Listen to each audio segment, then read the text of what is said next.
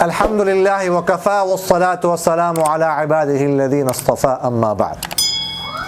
England سے مولانا جمیل صاحب نے سوال کیا ہے کہ اللہ کے اولیاء اگر خلاف عادت لمبی مسافت کرامت کے طور پر جلدی طے کر لیں تو کیا ان کو قصر کرنا پڑے گا؟ دیکھیے گا، پہلی بات تو یہ ہے کہ کسی کی جو ولی کی کرامت ہوتی ہے، اولیاء کی کرامت یہ برحق ہے، کسی کی کرامت جو ہے وہ ہو سکتی ہے کہ لمبی مسافت جو ہے وہ جلدی طے کر سکتے ہیں، دنوں کی گھنٹوں کی مسافت منٹوں میں طے کر سکتے ہیں۔ اگر کسی نے ایسے خلاف عادت کسی کے ساتھ ایسا ہوا، کسی نے ایسا کر لیا، تو اگر وہ شرعی مسافت بنتی ہے تو اس کو قصر کرنا پڑے گا۔ قصر کا حکم اس کے لیے ہے، قصر اس کے لیے واجب ہے۔ جیسے فقہاء نے یہ مسئلہ لکھا ہے کہ اگر ایک جگہ جو ہے نا اس کے لیے دو راستے ہوں، وہاں پر کوئی جانا چاہتا ہو، ایک راستہ لمبا ہو اور دوسرا راستہ جو ہے وہ شارٹ ہو، مختصر ہو، ایک راستے سے جو لمبا راستہ ہے اس سے جو ہے نا وہ مسافت بنتی ہے شرعی، اور دوسرے راستے سے نہیں بنتی، تو جس راستے سے وہ جائے گا اسی کا اعتبار ہوگا۔ اگر لمبے راستے سے وہ جاتا ہے جس سے شرعی مسافت بنتی ہے تو وہ قصر کرے گا، اور اگر وہ مختصر راستے سے جاتا ہے جس سے شرعی مسافت نہیں بنتی تو وہ اتمام کرے گا، پوری نماز پڑھے گا، قصر نہیں کرے گا۔ تو اسی سے یہ مسئلہ نکلتا ہے کہ اگر کسی جو ہے نا ولی نے، کسی بزرگ نے خلاف عادت کرامت کے طور پر شرعی مسافت جو لمبی مسافت ہے وہ 1-2 منٹوں میں طے کر لی تو اس کو جو ہے وہاں پر وہ قصر کرنا پڑے گا، قصر اس کے لیے واجب ہے۔ دبئی سے ایک صاحب نے پوچھا ہے کہ میرا سوال یہ ہے کہ آج کل ڈاکٹرز ہر عورت کا آپریشن کر دیتے ہیں، نارمل ڈیلیوری کی بھی بہت پیسے لیتے ہیں، اس سلسلے میں اگر کوئی گھر میں دائی سے جو کہ شیعہ ہے ڈیلیوری کروانا چاہے تو اس کا کیا حکم ہے؟ جبکہ کسی کا کہنا ہے کہ بچے کا پیدا ہوتی ہی غیر مسلم کے ہاتھوں میں جانا ٹھیک نہیں، حالانکہ باہر کے ممالک میں اکثر غیر مسلم ہی ہوتے ہیں۔ دیکھیے گا،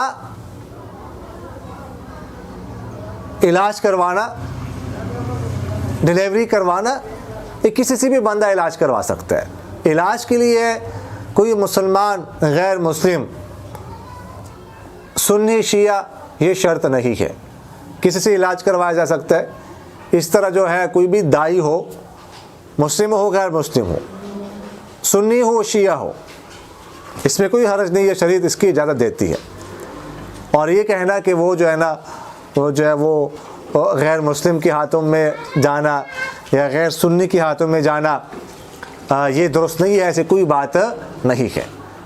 کسی جو ہے نا غیر مسلم کے ہاتھوں میں جانے سے بچہ جو ہے وہ غیر مسلم نہیں جاتا، اسی طرح چھوٹا بچہ شیعہ کے ہاتھ پہ جانے سے وہ شیعہ نہیں بن جاتا، وہ سنی ہی رہتا ہے، اور اس سے جو ہے نا اس سے کوئی فرق نہیں پڑتا۔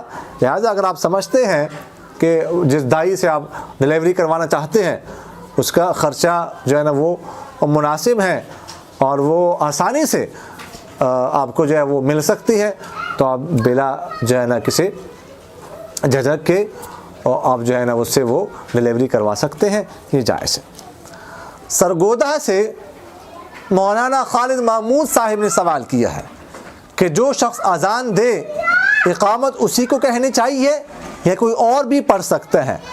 برائے مہربانی تفصیل سے اس مسئلے کی وضاحت فرما دے۔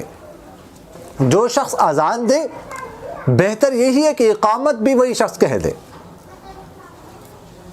اذان دینے والے کو ہی چاہیے کہ وہ اقامت کہہ دے، یہ بہتر ہے۔ البتہ اگر کوئی اور شخص اقامت کہہ دے تو یہ بھی جائز ہے، یہ کوئی ناجائز نہیں ہے۔ اذان جس نے دی ہے اگر وہ اقامت نہیں کہتا، کوئی اور کہہ دیتا ہے تو اس سے نماز پر کوئی فرق نہیں پڑے گا اور کوئی جو ہے نا ناجائز کام کا ارتکاب نہیں ہوگا، یہ بھی جائز ہے۔ باقی میں نے آپ سے عرض کر دیا کہ بہتر وہ ہے کہ اقامت جس شخص نے اذان کہی ہے وہ کہہ دے۔ مولانا احمد شاہ صاحب نے سوال کیا ہے کہ اگر بچہ مسجد کے صحن میں پیشاب کر لے تو فرش کو پاک کرنے کا طریقہ کیا ہے؟ جو عام زمین کا حکم ہے وہی فرش کا حکم ہے۔